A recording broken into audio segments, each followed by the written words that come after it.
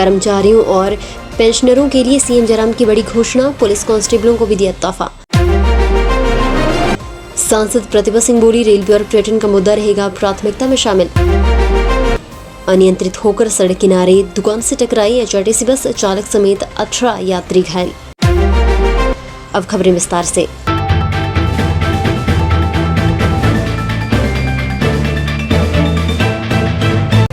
हिमाचल प्रदेश के 52वें पूर्ण राज्यत्व दिवस का राज्य स्तरीय समारोह सोलन में आयोजित किया गया। समारोह के मुख्य अतिथि मुख्यमंत्री जयराम ठाकुर ने कर्मचारियों, किसानों, विद्युत उपभोक्ताओं के लिए बड़ी घोषणाएं की। लोगों को संबोधित करते हुए मुख्यमंत्री ने कहा कि हाल ही में राज्य सरकार के कर्मचारियों के लिए 2.25 लाख कर्मचारियों को 6,000 करोड़ रुपए के लाभ सुनिश्चित करने के लिए नए वेतनमानों को लागू किया गया है, लेकिन महसूस किया गया है कि कुछ श्रेणियों के नए वेतनमानों में कुछ असमानताएं हैं। कर्मचारियों को पहले से दिए 2 विकल्पों के अलावा तीसरा विकल्प दिया जाएगा। सीएम ने कर्मचारियों के लिए 2.25 और 2.59 के गुणकों के अलावा तीसरे विकल्प की घोषणा की है। तीसरा विकल्प 15% सीधी वेतन बढ़ोतरी का है।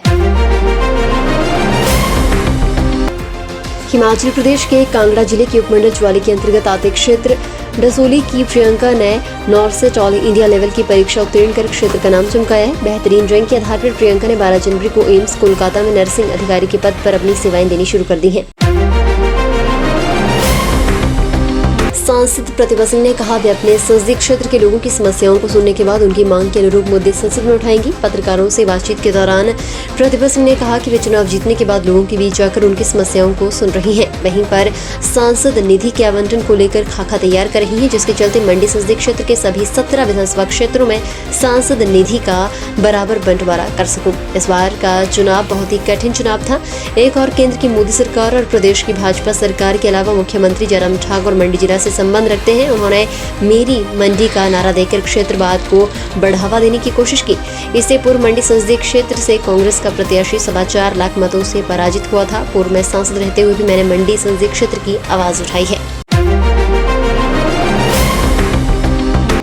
हिमाचल पथ परिवहन निगम की सोलन चिंतपूर्णी रूट पर चलने वाली सोलन डिपो की बस मंगलवार सुबह नियंत्रित होकर धुंधन में सड़क के साथ बनी दुकान से टकरा गई। हादसे में चालक समेत 18 यात्री घायल हुए हैं। गनीमत ये रही कि बड़ा हादसा नहीं हुआ। हादसे किस्में बस में कुल 30 यात्री सवार थे। घायलों को दूधन पीएचसी में उपचार दिया गया, जबकि 5 लोगों को अर्की रेफर किया गया। जानकारी के मुताबिक पुलिस थाना दाड़लाघाट के तहत दूधन के पास हिमाचल पथ परिवहन निगम की बस सोलन से चिंतपूर्णी जाते समय एक दुकान से टकरा गई थी। प्रधानमंत्री नरेंद्र मोदी ने मंगलवार को हिमाचल प्रदेश के राज्यत्व दिवस पर राज्य के लोगों को बधाई दी। उन्होंने ट्वीट कर कहा कि मैं कामना करता हूं कि प्रकृति की गोद में बसा राज्य प्रगति के पथ पर निरंतर आगे बढ़े और देश के विकास में भी महत्वपूर्ण भूमिका निभाए। पर्वतीय क्षेत्र 1971 में आज ही के दिन एक राज्य बना था। मुख्यमंत्री जयराम ठाकुर ने हिमाचल प्रदेश के पूर्ण राज्यत्व दिवस और गणतंत्र दिवस पर प्रदेशवासियों के लिए शुभकामनाएं दी हैं। सब्सक्राइब करें हमारे YouTube चैनल को और ताज़ा खबरों की नोटिफिकेशन पाने के लिए प्रेस करें बेल आइकन को। चुनावी वर्ष में प्रदेश सरकार के मास्टर स्ट्रोक ने हिमाचल में बिजली बिल के टैरिफ बदल डाले हैं। अब 60 यूनिट की खपत वालों को बिल का भुगतान नहीं करना होगा। हालांकि मीटर, रेंट और सर्विस चार्ज बरकरार रहेंगे। बिजली बिलों में आने वाले नए बदलाव को इस तरह से समझा जा सकता है। बिजली बोर्ड अब तक 0 से 60 यूनिट तक बिजली खपत पर 2.30 रुपए के हिसाब से वसूली करता रहा है। ऐसे में 60 यूनिट के दायरे में आने वाले भुगताओं को इस घोषणा के बाद से 138 रुपए तक का फायदा होगा। बिजली बोर्ड ने 60 यूनिट तक टैरिफ चार्ज 3.5 रुपए निर्धारित किया है, लेकिन इसमें 1 रुपए की सब्सिडी दी जाती है और सब्सिडी के बाद उपभोक्ता भुगतान करते हैं।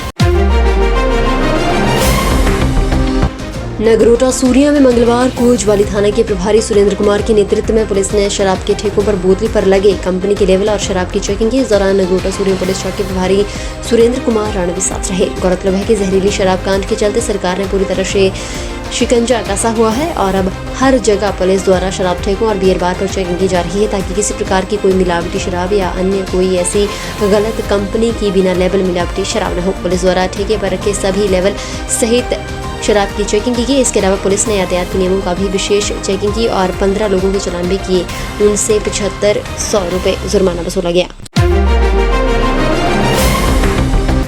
जिला सिरमौर के पहाड़ी क्षेत्रों में लगातार बर्फबारी से आम जनजीवन अस्त व्यस्त हो गया है। जिला की सीमा पर स्थित चूड़धार और नौराधार के साथ साथ हरिपुरधार क्षेत्र में जहां भारी बर्फबारी हुई है, तो वहीं गिरिपार क्षेत्र के प्रमुख पर्यटन स्थली देवथल में भी बर्फबारी से पूरे पहाड़ सफेद हो चुके हैं। हिमाचल प्रदेश सरकार द्वारा देवथल को राज्य के 10 इको विजिल में शामिल किया गया है। ऐसे में देवल की और पर्यटकों की आमद लगातार बढ़ रही है। स्थानीय ग्रामीणों ने बताया कि देवथल की पहाड़ियां बर्फबारी से ढक चुकी हैं। ऐसे में आसपास के क्षेत्रों से पर्यटक देवथल और चांदपुर धार पहुंच रहे हैं। हिमाचल प्रदेश में बर्फबारी से दुश्वारियां बरकरार हैं। राज्य आपातकालीन संचालन केंद्र की ओर से जारी आंकड़ों के अनुसार मंगलवार सुबह तक 537 सड़कें ठप थीं। 888 विद्युत ट्रांसफार्मर, 252 पेयजल योजनाएं प्रभावित थी। सबसे ज्यादा सड़कें शिमला, लाहौल स्पीति और चंबा में ठप हैं। वहीं मंगलवार सुबह राजधानी शिमला में मौसम साफ रहा, लेकिन दोपहर से फिर से बिगड़ गया। शहर और आसपास के भागों में हल्की बारिश और बर्फबारी हो रही है। मौसम विज्ञान केंद्र शिमला की ओर से 25 और 26 जनवरी को प्रदेश के मध्य और उच्च पर्वतीय भागों में बारिश बर्फबारी की संभावना जताई गई है। मैदानी भागों के लिए कोहरा पड़ने का येलो अलर्ट जारी किया गया है। प्रदेश में 27 से 29 जनवरी तक मौसम साफ रहेगा। मुख्यमंत्री जयराम ठाकुर ने कहा कि मनाली में अटल टनल के नॉर्थ और साउथ पोर्टल पर विशेष पर्यटन केंद्र विकसित किए जाएंगे। इससे पर्यटन गतिविधियों को बढ़ावा मिलेगा। सीएम ने मंगलवार को सोलन में आयोजित प्रदेश स्तरीय पूर्ण राज्यत्व समारोह की अध्यक्षता की। उन्होंने कहा कि मंडी में प्रस्तावित हवाई अड्डे के निर्माण को लेकर कई तरह की तकनीकी अड़चनें दूर कर क्लियरेंस मिल गई है। बहुत जल्द इसका निर्माण कार्य शुरू किया जाएगा। फिलहाल के लिए बस इतना ही और बड़ी खबरों के लिए बने रहिए न्यूज़ सुपर भारत के साथ।